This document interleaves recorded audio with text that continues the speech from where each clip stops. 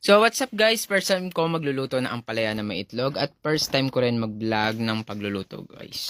So tara, samahan nyo ako at malay nyo, matutunan nyo ang pagluluto nito at gayahin nyo rin para mawala rin yung pait katulad ng pagluto ko. So tinanggal ko yung buto, tinapon ko na kasi iwain ko na siya sa maliliit at maninipis kasi ibababad ko siya sa may asin na may tubig guys para mawala yung pait. So ayan, hinimay ko siya kasi nga lalagyan na natin siya ng asin na may tubig para mababad siya, para mawala yung pait niya. So, pag nababad nyo na siya, iwan nyo na yung sibuyas at ang bawang para ma-ready na niya at para hindi na kayo mahirap. So, itong kutsilyo ay nabili namin sa TikTok shop. So, nag-ready kami 3 itlog.